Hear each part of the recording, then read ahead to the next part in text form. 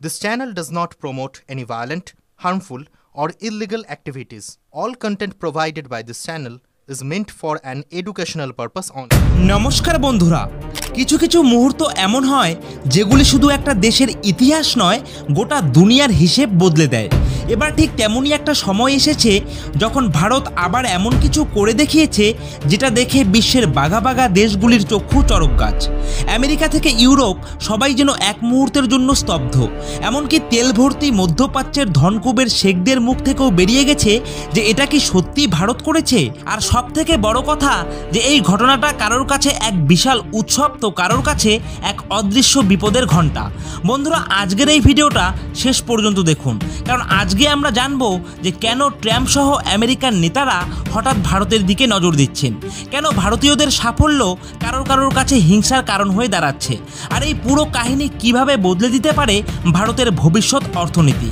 তার আগে ভিডিওটি ভালো লাগলে অবশ্যই ভিডিওটিতে একটি লাইক করে দিন, আর চ্যানেলে নতুন হয়ে থাকলে অবশ্যই আপনারা আমাদের এই চ্যানেলটিকে সাবস্ক্রাইব করে নিন। তো বন্ধুরা দেখুন, একটা সময় ছিল যখন দেশ ছেড়ে চলে যাওয়া মানেই ছিল দেশকে ভুলে যাওয়া, কিন্তু এখন সময় পাল্টেছে মানুষের মানসিকতা।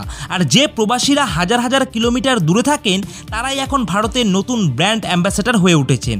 তাদের মেধা, পরিশ্রম আর সাফল্যে আজ মাথা উঁচু করে বলছি যে আমরাও পারি, এবং শুধু পারি নয়, অন্যদের থেকে অনেক ভালো পারি। চলতি বছরে ভারতীয় প্রবাসীরা যেই রেকর্ড গড়েছে তা শুধু চীন, ব্রিটেন বা আমেরিকাকে চমকে দেয়নি, বরং সারা বিশ্বকে একবার ভাবতে বাধ্য করেছে যে ইন্ডিয়া সিরিয়াসলি দে আর অ্যাডভান্স নাও। তো এই পর্বে আমরা জানবো যে কোন কোন দেশে ভারতীয়দের এই অসামান্য অবদান বেশি দেখা গেছে, কিভাবে এই অর্জনের পেছনে রয়েছে মধ্যবিত্ত পরিবারের ছেলে মেয়েদের চোখের জলের দাম, আর কেন মার্কিন প্রশাসনের একটি অংশ চাইছে যে এই অর্জন থেকে কিছুটা টুকিয়ে নিতে। আসলে আপনি যদি খেয়াল করেন যে আরবিআই অর্থাৎ ভারতের রিজার্ভ ব্যাংক, যেটা আমাদের দেশের কেন্দ্রীয় ব্যাংক, প্রতি বছর ভারতের আর্থিক অবস্থা নিয়ে একটি বিশ্লেষণধর্মী রিপোর্ট প্রকাশ করে। এটাই সেই রিপোর্ট যেটা শুধু ভারত সরকারের পক্ষে গুরুত্বপূর্ণ নয়, বরং অনেক বিদেশি সরকারও এই রিপোর্টের ওপর কড়া নজর রাখে। আমরা কথা বলছি বিদেশে থাকা ভারতীয় নাগরিকরা অর্থাৎ এনআরআই, যারা বিদেশে কাজ করে তাদের রোজগারের একটা বড় অংশ ভারতেই পাঠিয়ে দেন। আর 2024 থেকে 2025 ফিনান্সিয়াল ইয়ারে ভারত এই রেমিটেন্স থেকে যা অর্জন করেছে তা শুধু চোখ ধাঁধানো নয়, এটা একেবারে বিশ্ব রেকর্ড। ভারত পেয়েছে মোট $135.46 বিলিয়ন, অর্থাৎ প্রায় 11.54 লাখ কোটি টাকার সরাসরি রেমিটেন্স। আর এটা শুধু টাকা নয়, এই টাকার মধ্যেই লুকিয়ে আছে ভারতের সফল পররাষ্ট্রনীতি, ভারতের প্রতি এনআরআই ভাই বোনদের অগাধ শ্রদ্ধা, আর আমাদের দেশের বিশ্বমানের প্রতিভার একটি প্রমাণ। তবে এটা শুধু সংখ্যার গল্প নয়, এখানে আছে কৌশল, কূটনীতি, আমেরিকার রাজনৈতিক খেলা, ট্রাম্পের চাল, আর ভারতের অর্থনৈতিক আত্মনির্ভরতার একটি নতুন মাইলস্টোন। এই প্রথমবারের মতো ভারতের ইতিহাসে দেখা গেল যে প্রবাসীরা এত বিপুল পরিমাণে টাকা দেশে পাঠিয়েছে। গতবারও ভারত ছিল সবার ওপরে, কিন্তু এইবারে সংখ্যাটা পুরনো সব রেকর্ডকে এক ঝটকায় ভেঙে দিয়েছে। ফার্স্ট পোস্ট, মানি কন্ট্রোল, ডিএনএ ইন্ডিয়া, এই সমস্ত বিশ্বস্ত স্বীকৃত সংবাদ মাধ্যমগুলি এই রিপোর্টকে গুরুত্ব দিয়ে কভার করছে, এবং তারা স্পষ্টভাবে জানিয়েছে যে ভারত এখন বিশ্বের 1 নম্বর রেমিটেন্স গ্রহণকারী দেশ। $135 বিলিয়ন, মানে প্রায় 11.54 লাখ কোটি টাকা, যেটা আমাদের জিডিপির প্রায় 3.5%-এরও বেশি। আর তুলনায় বললে এই অঙ্কটা পাকিস্তানের পুরো ফরেন এক্সচেঞ্জ রিজার্ভের প্রায় 5 গুণ, আর বাংলাদেশের জাতীয় বাজেটের 3 গুণেরও বেশি। আর এটা জানলে আপনি একেবারে অবাক হবেন যে বিশ্বে এমন 90টিরও বেশি দেশ আছে যাদের মোট জিডিপি পর্যন্ত $135 বিলিয়ন ধারের কাছে পৌঁছায় না। আর সেটাই এবার ভারত শুধুমাত্র রেমিটেন্স থেকে অর্জন করে ফেলেছে। এর পরের তালিকাতেই রয়েছে মেক্সিকো, যারা তাদের দেশীয় প্রবাসীদের মাধ্যমে $68 বিলিয়ন পাঠাতে পেরেছে, মানে ভারতের অর্ধেকও না। তৃতীয় স্থানে রয়েছে চীন, যেই দেশ যাদের নাগরিকরাও বিশাল অঙ্কের টাকা পাঠান চীনে, কিন্তু তাদের পাঠানো অর্থ গড়ে $50 বিলিয়ন মতো। আর সব থেকে ইন্টারেস্টিং হলো যে গত বছর আমরা $129 বিলিয়ন একটি ওয়ার্ল্ড রেকর্ড করেছিলাম, আর এবারও 135 বিলিয়ন ছুঁয়ে ফেলা মানেই টানা 2 বছর ধরে ভারত বিশ্বকে হার মানিয়ে দিচ্ছে এই খাতে। এখন প্রশ্ন যে এই টাকা আসছে ঠিক কোথা থেকে? দেখুন, সর্বাধিক রেমিটেন্স এসেছে আমেরিকা থেকে, মোট 27% শেয়ার। এরপর আছে ইউএই, সৌদি আরব, কাতার, ইউকে, এমনকি সিঙ্গাপুরের মতো দেশেও যাদের অবস্থান বিশাল। মানে এক কথায় ভারতের শ্রমিক, ইঞ্জিনিয়ার, ডাক্তার, আইটি প্রফেশনাল আর ব্যবসায়ীরা বিশ্বের প্রায় প্রতিটি কোনায় ইন্ডিয়া এক্সিলেন্সের ছাপ রেখে চলেছে। আসল প্রশ্ন এবার হচ্ছে যে এই রেমিটেন্স থেকে ভারতের আসল লাভটা কোথায়? কারণ তো এইটুকু ঠিক যে এই টাকাগুলি তো আমাদের পরিবার পরিজনদের পাঠানো হয়, তাহলে আমাদের দেশের লাভটা কিভাবে হয়? দেখুন, এই বিষয়টা একটু ছোট্ট করে ব্যাখ্যা করছি।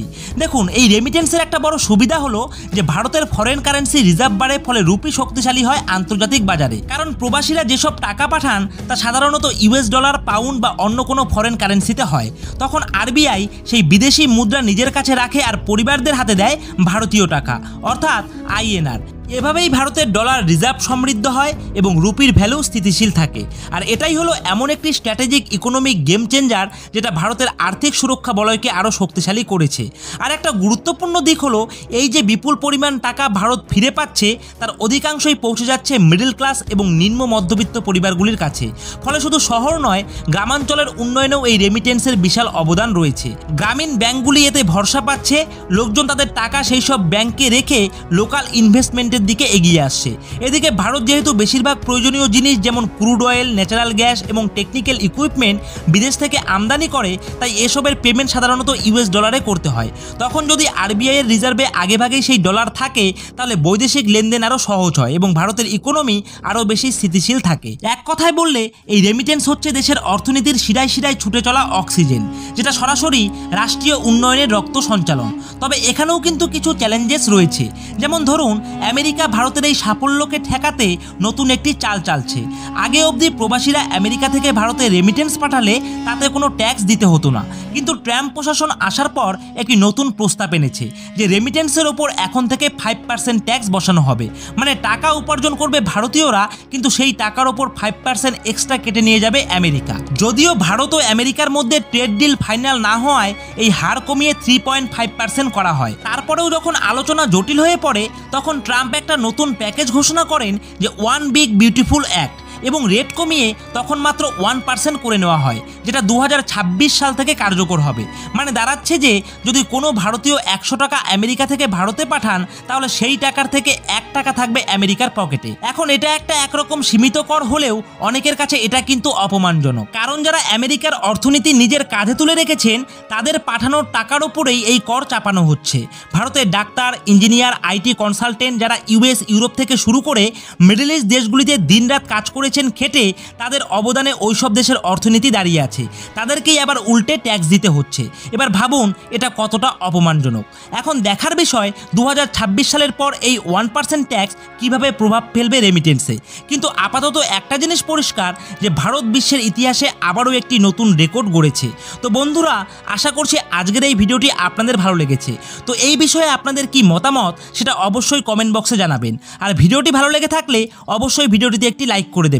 আর প্রতিনিয়ত জিওপলিটিক্স সম্বন্ধিত ভিডিও পাওয়ার জন্য অবশ্যই আপনারা আমাদের এই নিউজ জিওপলিটিক্স ইউটিউব চ্যানেলটিকে সাবস্ক্রাইব করে দিয়ে পাশে থাকা বেল আইকনটিকে বাজিয়ে দেবেন।